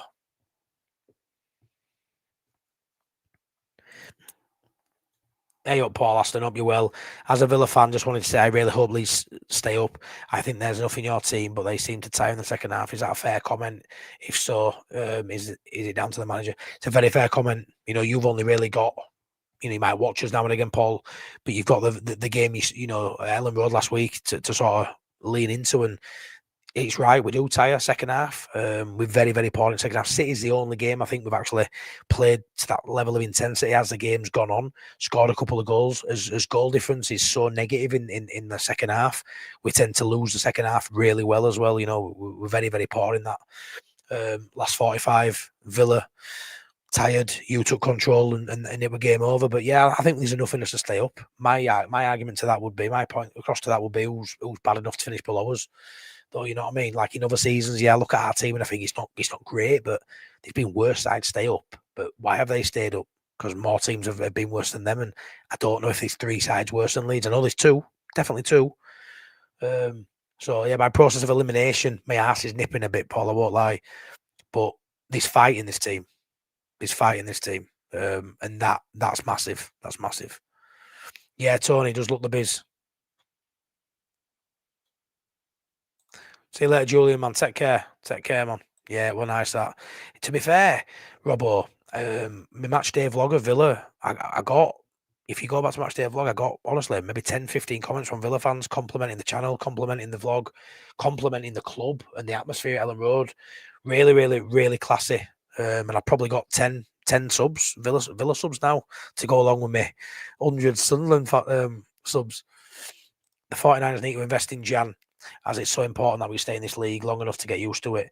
Then we can build. Yeah, 100%, mate. 100%. You've got to just do enough to stay up for a couple of years while building. You look at sides like Villa and Brighton, and the bench have £25 million players just as bench options. We look at a bar now thinking, I can't. What away? It was £5 million. These established sides have probably got £5 million. 18-year-olds or 21-year-olds playing in the under-21s and stuff. Like, you need to end up where you've got a squad where the value of the squad and the quality within the squad is tenfold on what we've got now. Tenfold. Hi, Matt. Hey up, Bob. Hope you're well, mate. I told you bottom five would all lose at the weekend. The next two games for all five are tough as well. Could do with Wolves beating Forest on Wednesday and a point for us for Chelsea. I don't think Wolves will beat Forest. A point against Chelsea, Bob. Why not? Then yeah, while we're in a rut, and we're in a rut now, we may have had good performances. Villa good, decent 45, second 45 against City. That's 180 minutes of football with only 90 minutes. Well, playing well. We need to change that. But yeah, I do think as long as the sides around us aren't picking up too many points and taking themselves away from us. If we can stay in touching distance, then there's always a chance. And we always knew, even if to stay up in 17th, we were going to dip into bottom three at times. And maybe we come out of it, maybe we'll go back into it. We're one more goal. If West Ham had conceded another goal to Liverpool, we'd have been back out of it again on goal difference. So at the minute, it's still dead tight. So we'll have to see how it goes. Farke has to win one of the next two to keep his job. But even if the games after that are difficult, I just don't see it. But I hope he proves me wrong. That's where I am, buddy. That's exactly where I am, mate. Yeah, we don't want to come a yo-yo club. Although, if we come a yo-yo club, that means we come up next season. Which, if we go down with Tech, and a lot of fans think we're down already. But yeah, we can't become a yo-yo club. We just can't. We can't. Now I'm imagining not being Leeds. Don't do it, Nick. Don't do it. Jim House and out, buddy. Isn't it wild though? If he's known we can do that formation, etc., and hasn't done that still, it's almost worse. Yeah, no, it is. It is. Like I say, surely he's not daft enough to know that would work, or highly likely that could work, Jim. And he hadn't done it for what reason? It don't make no sense really. But like I say, he's used it. It has. I mean, I've had a lot of my mates say he only used it to sort of stick two fingers up at fans. He started Nonto and James, who everyone's wanted, because it's City away and it's never going to work and we're going to get battered. He then does a 3-5-2 at half time to prove fans wrong and it backfired. I don't know. Is it really that bitter? Is it really that toxic that he's thinking, I'll show you fans? I don't know. But it worked, and it was great, and regardless of if it had known or not, Wednesday's the biggest indicator to how serious he's about taking this club forward. Because the safest thing to do now is play a 3-5-2 and get the message out there to play with a bit of freedom and go and win the game at home at Ellen Road. Go win the game. I've given you the formation that we think suits you. Go show us this is how you want to play. Because I actually think these players who's had conversation with Farke, I can imagine it. Because I think a lot of players have looked like they're playing without a smile on the face because they know this isn't the way we should be playing. And now I think we've stumbled on something that we've seen, but I think he's stumbled on something for injuries, for game state, whatever, and it worked. Early start for me, Pandy. Well done on the chat, mate. Thanks a lot, man, on the channel. Thanks, Andy. Take care, mate. There will always be a bounce, mate, whatever. Yeah. Born out and Justin are 16 million worth. Again, any other side, any established Premier side, Jim, that sound you're out of, multi-million pounds of sat on bench. For us, it's not ideal when we're lacking in other areas. But what I will say is, if Justin was called upon and needed for a long stint, that's better than some young kid or a loan player or someone who's coming for a couple of £1 million. I think Justin's a great replacement. But could we afford, if Goodmanson and Bogle Touchwood stay fit, can we afford where we are to have £10 million player sat on bench, not playing many minutes? Born now looks a very poor signing. Can't even stay fit when he's not playing games, which is a bad indicator of his body. Not being up to it when he ain't even playing games, he's getting injured. But yeah, I do think you need decent players on bench because they're going to be needed at some point. But yeah, if they're not a valuable member, as in not playing many minutes, it looks a bad deal, doesn't it? At the minute, it could have been spent wisely somewhere else. But yeah, I do like Justin. Great crack again tonight, Might keep it going. Love it, pal. Thanks, Gary, man. Thanks so much. Stroud looks better in the Prem than the Champ. I think so, Tony. Got to go, Matty. You'll probably see this comment at midnight. See if I'm bridging the gap. Yeah, I'll be on Wayne's channel tomorrow, mate. Dreading it. Only joking. I love it. No worries. Take care, mate. Ryan Springer, hello from Florida, USA. Hey up, Ryan. Hope you're well, mate. Thanks for tuning in. MOT to you too, buddy. We should have had a point at Fulham. There's loads of games like that. Why is Gary Neal even in the conversation? We need a proven Premier League manager or form from an equivalent European league. Yeah, I agree. It's in the conversation because he's kept a side up before that looked like they were going down. He's improved. He's done well with players that are not of the level required, which some would argue we aren't. And he'll be cheap. He'll be cheap and he'll be up for it. Could he keep us up? Yes, he could. But so could Daniel Farke. So, yeah, I mean, Gary O'Neill again. He's not my number one choice. He'll be way down my list, but you never know. You never know. Match of the day isn't a patch on your YouTube content creators for analysis. Well, on the YouTube content creators for analysis, yeah, like I say, they just they don't do their homework. Neither do I really. I'm just pure vibes, pure feels. So I probably chat a lot of shit. But yeah, I'm just pure vibes, me. I'm a vibes man. Hi, Matty. Would you take Martin O'Neill if he was up for it? Again, I don't know. No, probably not. I like Martin O'Neill too much for him to come and take us down. I like Martin O'Neill. No, I probably won't. Not now, mate. Needs to retire and just enjoy, just enjoy his life now. He's done a lot in game. Ian, and the proof will be in pudding, won't there? He got us up, so some will say, he did right to say, but I get that. I do get that. I didn't feel it at the time. I didn't feel it last year either, but a lot of people did. It was a failure not to go up that year with the team, and if we'd have been in the Premier League now and still had Jorginho, Somerville, and Archie Gray, would be in a better place. He did not know how to beat Southampton. And Russell Martin did not know how to do it, and that was a massive, massive negative against his name for me. But it's what it is. Martin, he's likely not to play the 3-5-2 because we were right. Yeah, I know. Thanks for the answer here because I enjoyed your match day vlog. Thanks, pal. I thought you did, mate. I got quite a few subs from Villa fans. Really, really great in comments, so I really appreciate that. I wonder how many subs from other fans you'd get if we beat their team. Yeah, Jim, sod the subs, just give me the points. Give me the points. But yeah, it is really cool when fans from other sides like the content when you don't even support their side enough to subscribe. It's class. To be honest, I think West Ham are the only relegation content. Yeah, I agree. And when it's such a small pool of clubs, that's why I'm worried. That's why I'm worried. Yeah, they did, Freddie. They did. Go on, Robbo. Evening, Matty, mate. I hope you're good. I'm good, Colin. I hope you're good. It's a really good week this week. So I've got Wednesday off work because kids are off school. Nightmare. So I'll take that off work. But obviously going to game Wednesday, class.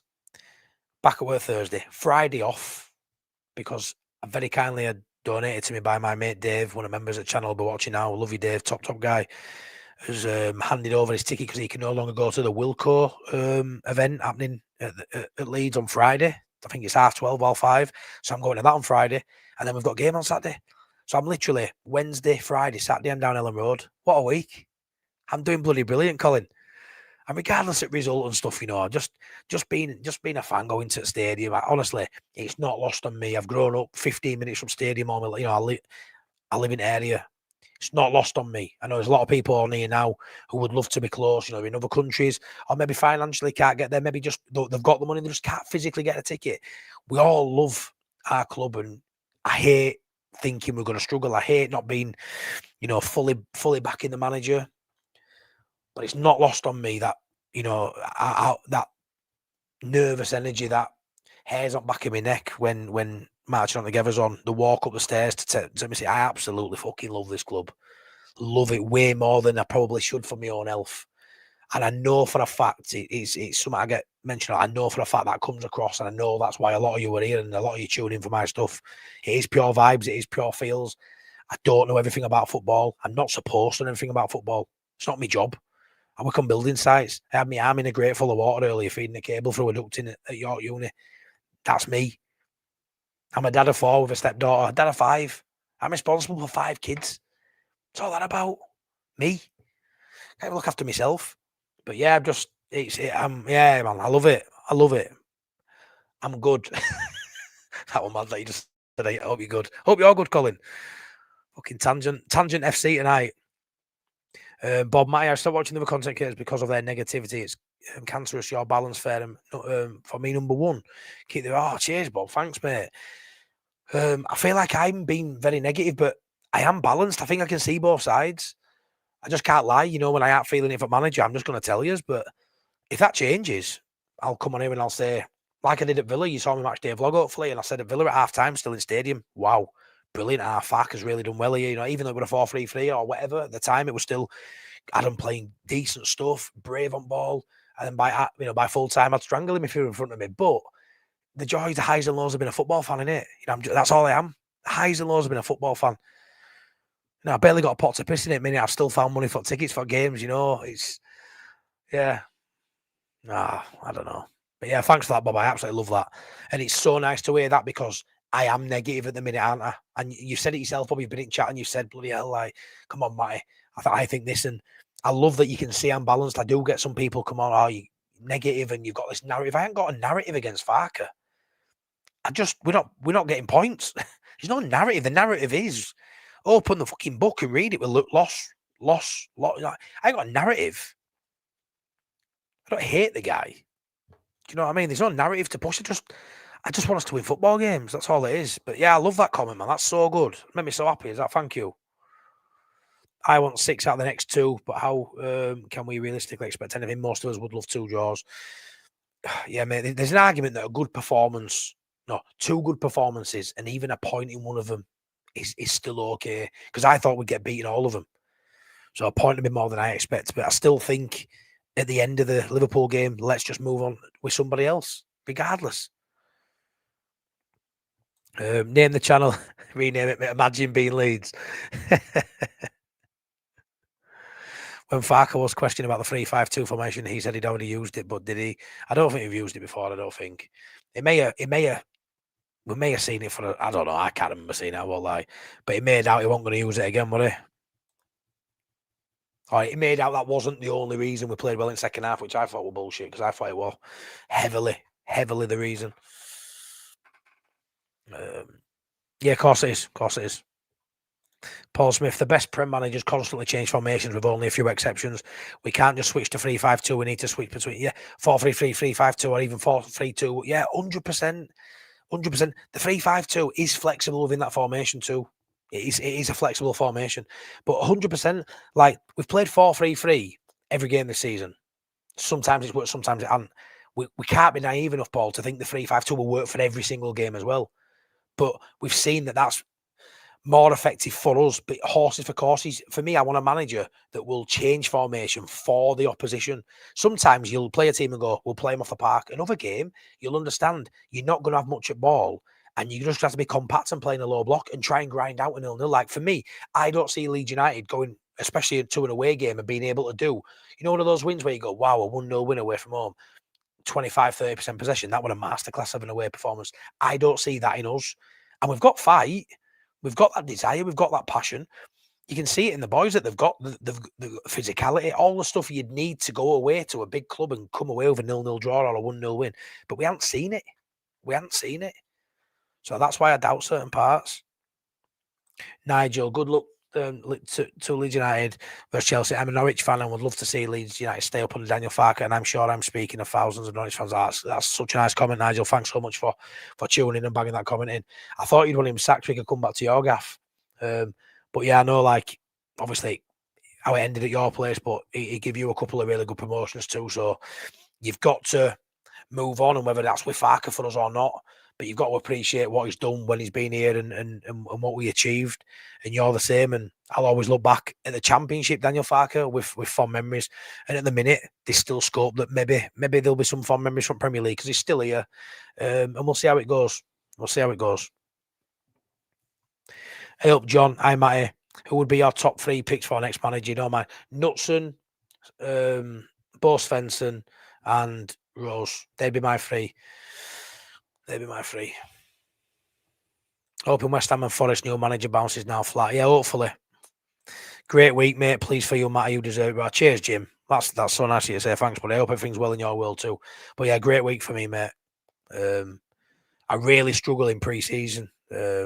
Like mentally, really struggle with not having that sort of like me time, if you get what I mean. I'm very much work and family, and Leeds is my selfish time. It's that bit of, I feel like I need it.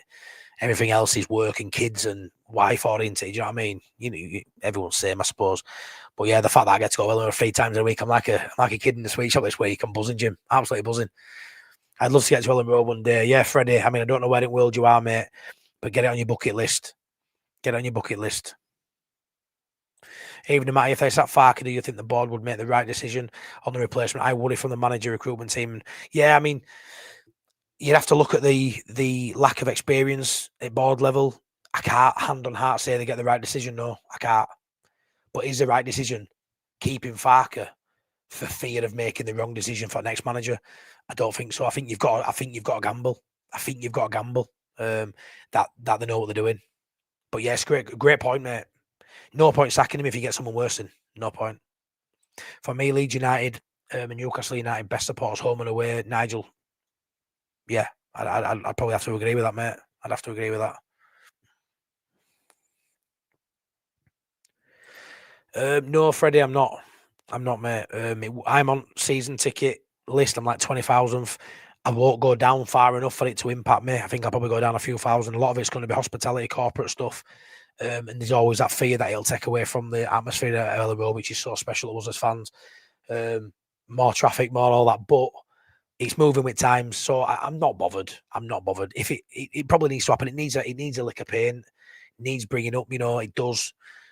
But right now, it's not the focus they should be looking at for me. No point having best stadium in Championship. So, Tiffany, Chelsea aren't as good against teams in bottom half. I think Leeds can get them. Yeah, I hope you're right, mate. I hope you're right. And we're really good against the better side. We've played really well. Played really well in a lot of these games. Bar Arsenal played really well. Bournemouth played well. Spurs played well. City played well. We've seen it. We can do it. An old friend of mine once said he loves his wife and Leeds United is his mistress. That's a great one, Dave. It's a great one. It's grim and wacko. You're not allowed to say anything nice about Farke. Yeah, well, Jim, you can say what you like, mate. Say what you like. It's not that deep. If we all thought the same, it'd be chuffing boring, wouldn't it? It's the best game you've seen at Ellen Road. Like I say, I've said before in here, Freddie, I've got a lot of new subs now, so they might not know, but I've been going religiously for the season we got relegated. So 3.5 years now, I've been going religiously every home game pretty much 3.5 years. Before that, even at League One days, I had my son fairly young. I haven't really had much money as an adult, to be fair, so I didn't prioritise Leeds United. Watched them, biggest armchair fan you'd ever think. Look at me. That's just my waistband. That. But like I say, it's very recency biased. I remember Rocky Junior when I was a kid scoring 2 goals against Man United. I think it was a cup game. There's a few games that stand out, but like recent, like last season, the Bristol, the Stoke, loads of goals. In Cop with my best pals, you know what I mean? Unreal moments, but they're very recency biased. I can't call upon a catalogue of games where, some loyal fans in here might have been for the last 30 years. I haven't got that experience of going that, I'm in a position now where I can afford to go and I prioritise that. But it was never a priority before, do you know what I mean? How many sides over the years have been in your position, mate, and crawled their way back? It is possible, mate. Just keep believing. That's what it's all about. Yeah, the belief, mate, and the hope is what kills you. But that second half has given me a little bit. Farke's words, salads do my head in, absolutely unbearable. Davy Cook, Matty, you're a gift that keeps on giving. Thanks, man. Thank you. Hey all, hey up, my mate. Hope you're well. Top Banana, Farke just needs to show the players that Chelsea Cup final and tell them that, yeah. Jesse Marsh should be doing that when he'd have them all in front of a big screen. Farke will start Aronson. Maybe. He has used the 3-5-2, I believe, at back end of games when chasing, then don't remember. I don't think we've ever started with it. If I'm honest, when we chasing game and he chucks everybody on, Paul, I've not got a clue what formation he's playing, mate. I really don't have a clue. But yeah, maybe we've slipped into that potentially. Respect, mate. Great work on your channel. Thanks, Nigel, man. Thank you. Yeah, Robbo, you're loving this, aren't you, tonight? Mad. It's mad getting other fans in, but yeah, really appreciate it. Thanks so much. Tony Hurst, I hope he plays Aronson. I like watch alongs to see how much Farke winds others up. Oh, God. Yeah. Yeah, I'm the same. I struggled in pre-season. Football is my release from my stressful life. Yeah, agree massively, Jim. Agree massively. I once saw someone say they like listening to Joe Wiley because they enjoy how much he annoys them. Oh, God. And Bielsa was genuine respect even for Chris Wilder's, who's raw and honest with fans. Farkas spins like a poly. Yeah. I don't massively like the way he speaks in media, to be fair. Yeah, I really don't. But again, I won't sack him for that. I sack him if results are poor. But let's just hope we can turn it around. Let's get a GoFundMe page for Knutson. Sunderland, clear mags, and Leeds when it comes to support. We've been a forgotten entity for 8 years. We haven't lost a game at home this season. You've been class, mate, and you've got a great fan base as well. I can't disagree with that. Great fan base. Well, I can disagree with Imagine Leeds. Yeah, you don't clear us. I'm not having that. But I agree, you're a big club, mate. You're a big club. I'm convinced the squad would find another leg under another man. Yeah, I'm same, Fantastic. I am same. It's not the best game, but my favourite game was Spartak Moscow when Lucas scored us to put us through on away goals. Class, man. Class. I think there's no. I think there's so many polarising managers options. We need someone that unites the fan base. Yeah, when we're together as one, the city, it's the most special place on earth for me. Like those few years under Bielsa, getting that unity. And let's be fair, Farke, after getting relegated, I remember walking out of that stadium and getting relegated against Tottenham. Gutted, but they're also excited that you should never want to go down for a rebuild, a reset. People say, "Oh, let's go down and rebuild." It's not guaranteed you can rebuild. It's too risky. That let's rebuild now. Let's rebuild while we're still in Prem. But I felt optimistic going into the season. Thinking right, we've got a good young team. We've got some really talented players. We can come up again. And Farke, or that side under Farke, we united again after the year or two under Jesse and Allardyce and whoever else, Garcia, where it were really shit after a really good time under Bielsa. It really fell flat again. And we've been united, but whenever it goes, Pete Tong, it's hard, isn't it? It's hard, and we've had a massive divide now for the last few months, especially. And it's been a tough gig online. It really has. Whether you're allowed to say stuff or not, you fark in, you fark out. But like I say, on this channel, I try and keep toxicity to a low, speak my mind, and hopefully attract the same sort of like-minded people onto this platform. And it's fucking worked, hasn't it? It's worked. Hello, my mate. Hey, passion for Leeds, my mate Callum. Just come in, mate, as I'm just about to leave it. Incredible that we went from Bielsa to a sacked Watford manager. Yeah, yeah. True. Right, I'm going to leave it there. Honestly, right, that is unbelievable. Still 132 people in, 161 likes. Honestly, thanks so much. These numbers to me, I am just a rookie, really. I've been doing it just over a year. I see over 100 people watching it. Unreal. Imagine, right, having 30 people rock up in my garden for a chat. 150 people. They've just been watching me chat here. It's mad. It's not lost on me. Thanks to each and every one of you. Thanks so much for spending your time with me. Yeah, and come back again. Tomorrow I'm on Bridging the Gap on Wayne's channel. Only Fools and SAFC. Me and the Sunderland fan. Brutal for me at the minute because they have bridged it and we haven't. I'll be at the game Wednesday, so there'll be an instant match reaction from the car with Priestley Wednesday night out late. There'll then be the vlog going out Thursday. Friday, I'm hoping I can vlog the Wilco dinner, and then there'll be a vlog for Saturday and much more content. It's loads of content this week. So yeah, please smash a subscribe. Late Night Leeds on Friday as well. Anybody in here? Thanks, mate. My first time here. That was great. Freddie, really appreciate that. Cheers, John. Anybody who's a regular, you'll know about Late Night Leeds on a Friday. If you don't, come back Friday. It's got bumper packed show on Friday. Loads of, it's just something different. No one else does it. So come back for Late Night Leeds on Friday, but a lot more content before then too. But really appreciate that. Neat, mate.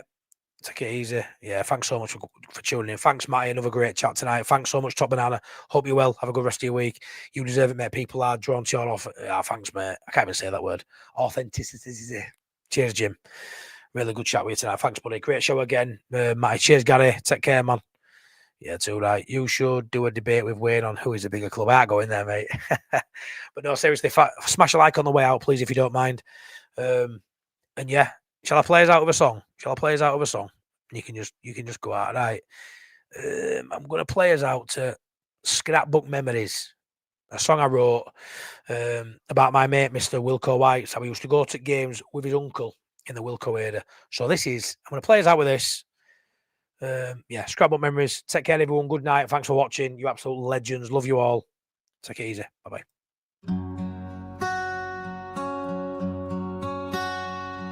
My uncle took me by the hand to Ellen Road one day. The roar of the crowd, the sea of white, I was miles away. We couldn't go too often, money was tight at home, but every Saturday I'd find a way to make that team my own. Radio crackling hot my throat as they kicked off at 3. Highlights late on telly nights, that was Leeds for me. I'd cut out all the paper clippings, stick them in a book. My scrapbook dreams, my childhood team, each memory I took. Chapman rising like a king, heading home with pride. Wallace dancing through the lines, defenders left behind. A midfield made of iron, grit and glory in their eyes. Leeds United, under Wilkinson we touched the sky. Panini stickers on my wall, your boy was the one. Thunderbolts from nowhere, Lord those goals would stun. I traded school for every card, just to get them all. Heroes on a budget, standing proud and tall. Chapman rising like a king, heading home with pride. Wallace dancing through the lines, defenders left behind. A midfield made of iron, grit and glory in their eyes. Leeds United, under Wilkinson we touched the sky.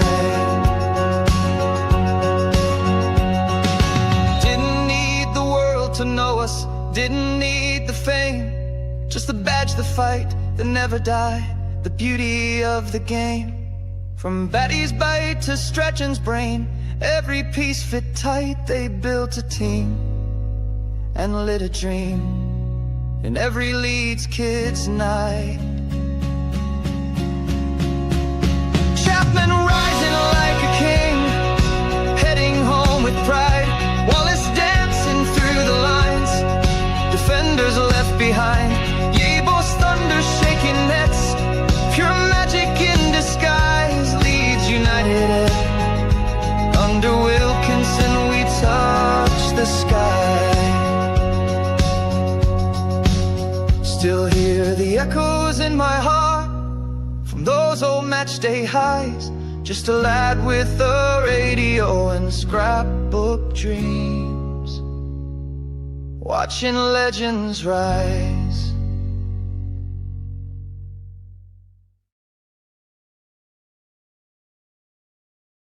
Night, everybody.